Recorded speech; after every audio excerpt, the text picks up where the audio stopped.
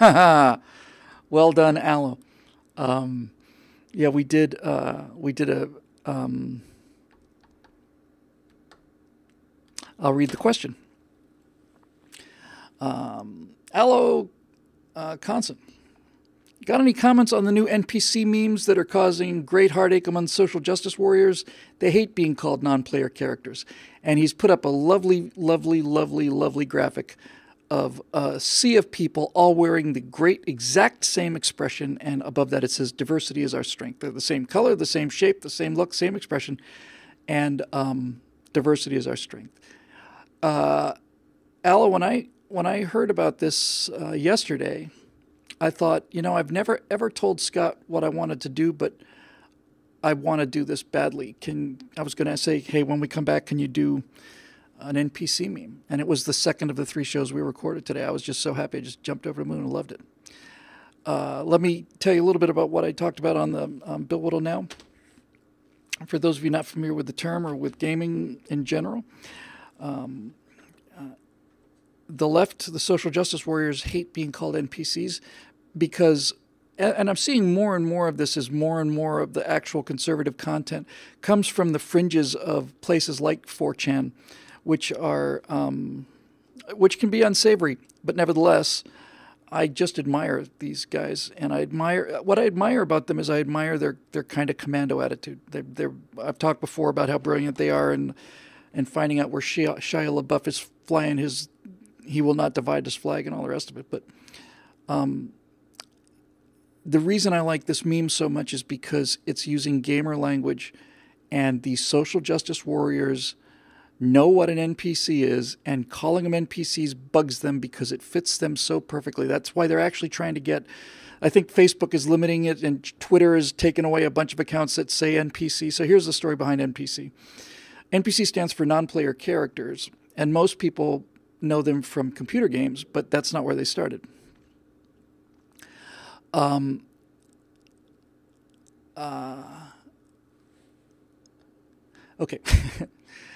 So NPCs, as far as I know, started back with Gary Gygax and Dungeons and Dragons.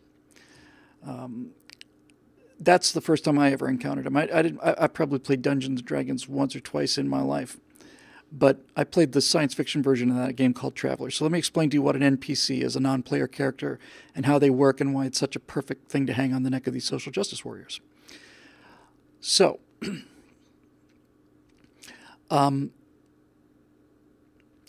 when you were playing a role-playing game like Dungeons and Dragons and Traveler, they didn't have computers to walk you through the story. They didn't have, they didn't have these characters and all the rest of the stuff.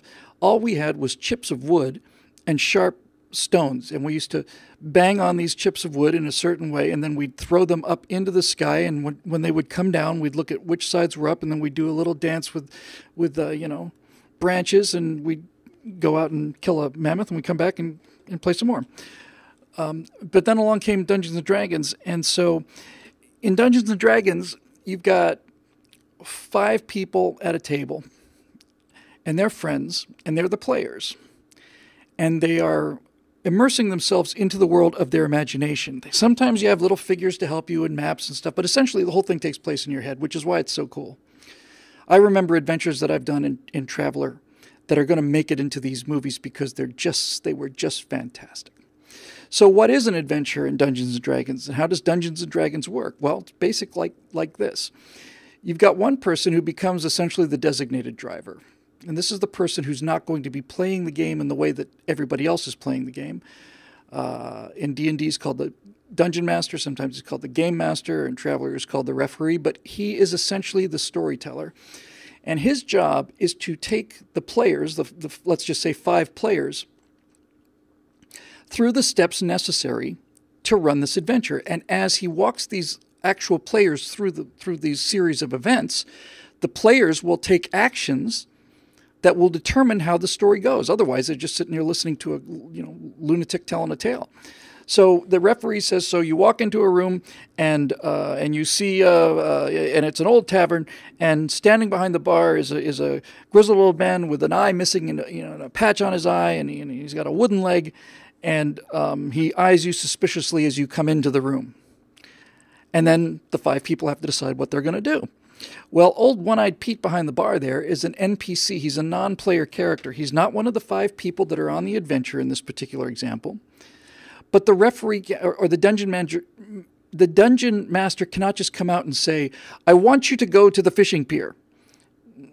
So how do you get them to go to the fishing pier? Well, you have them walk into a tavern, and behind the bar is old One-Eyed Pete. And what do you want to do? I'd like to order a grog of mead, and this is where I depart company with Dungeons & Dragons. Okay. Well, start up a conversation, and in the course of the conversation, the referee or the dungeon master is acting the role of this character, and he uses the character to get the players along the line that he wants them to go, so that he can tell this story that they can get to be in, immersive in, and make decisions in.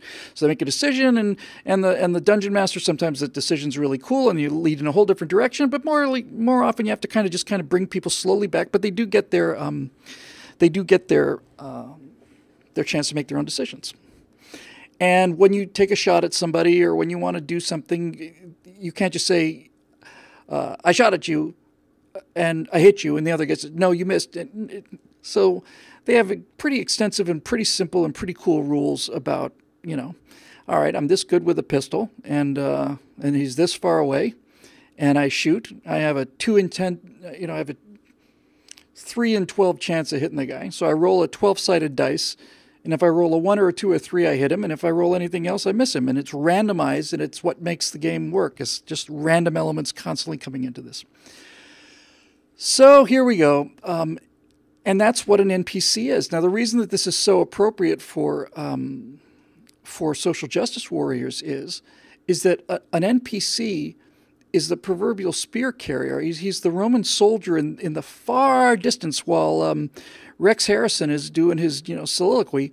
Way down in the back are a bunch of actors who are just standing there, and they're in helmets, and they got their armor on and their shields, and they're spear carriers. And they stand there to give the impression of the Roman army, and that's their only job. So those are extras. And an NPC is a character who has no depth whatsoever, and his only purpose there is to parrot a number of lines that he is expected to say because he's typecast for that role. So, like in a movie, for example, a good example of an NPC might be the pizza boy. So you got your whole cast, and Brad Pitt and George Clooney and everybody else are ordering out for pizza, and knock, knock, knock, and there's a pimply teenager there. Hey, your pizza's ready, and thank you, kid. So the pizza boy looks like a pizza boy. All he ever says is, "Your pizza's here," and that's it.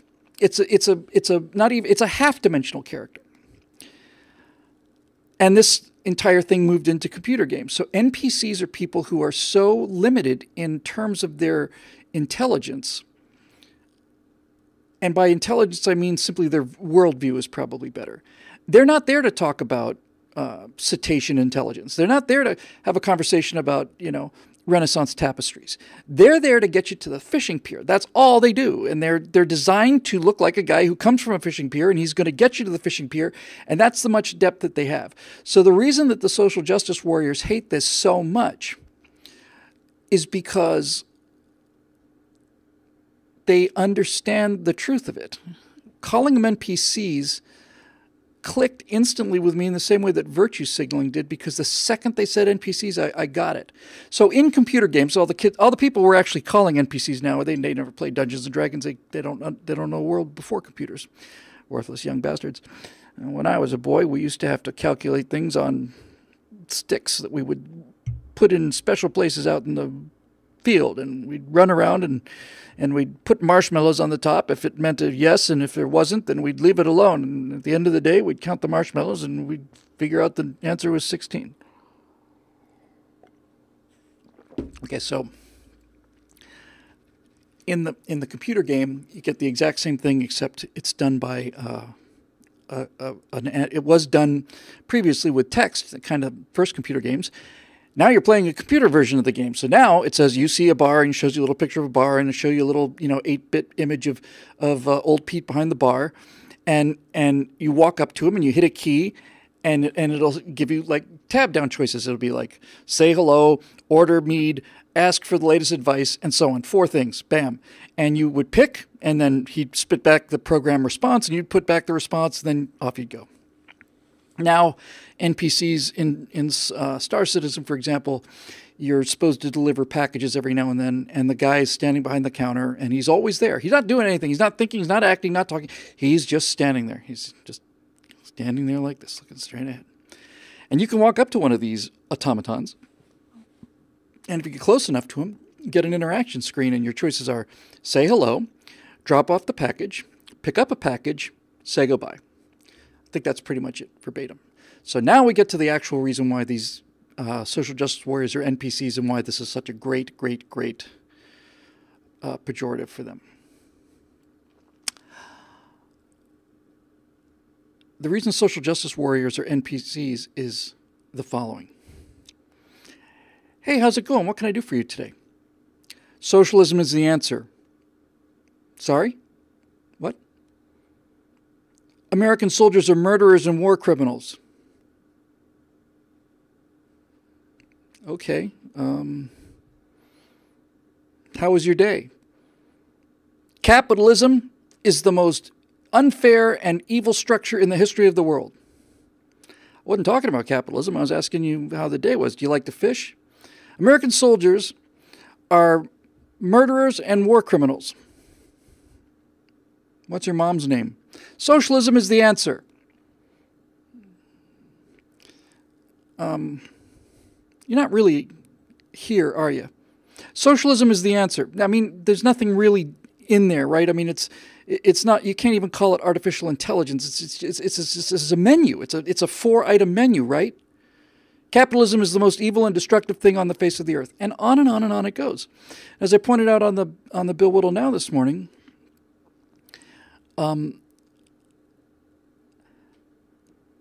social justice warriors, this entire generation of millennials who are social justice warriors, and the many millennials who aren't, and bless them. But for all of these social justice warriors, they fail the artificial intelligence test. They fail the intelligence test. They fail the Turing test. And that's what I found so interesting about calling them NPCs. So, what is the Turing test? Well, Turing was a guy who was real influential in computer design. And this would be back in the 40s and 50s. And they said, well, how will we know? Somebody asked him, how will we know if we achieve artificial intelligence? And rather than saying, well, this many teraflops or this much memory or this ability to, he had the most brilliant answer. It really was just a brilliant answer, and Turing was a brilliant guy. So when he was asked what the definition of an intelligent machine would be, he said, well, I think that if you could sit down and have a conversation either through speech or through typing, just like chat, like a chat room, if you could have a conversation with one of these machines and in the space of half an hour not tell that it was a machine, then it's intelligent as far as I'm concerned. Which means that these social justice warriors do not pass the Turing test. They're not even close. They're like grasshopper intelligence. The Turing test basically says, when I say, hey, how's it going? You don't say socialism is the answer. You say, not bad, how are you? I say, fine. I said, how's your grandma doing?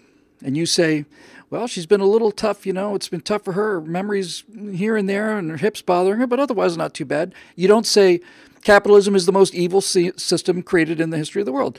And so the definition of intelligence, according to Turing, and it's been taken as the holy grail of artificial intelligence, is, can you tell if you're talking to a person or not? And since the social justice warriors have such a limited number of canned responses to any question, they fail. And they're non-player characters, which means they're props in the world. They don't have a soul. They're not occupied by people. They're little automatons that are moved back and forth for a specific function, and they do one simple thing, and that's all they do. So do we need the Turing test for SJWs, asks AKA Woody Fool.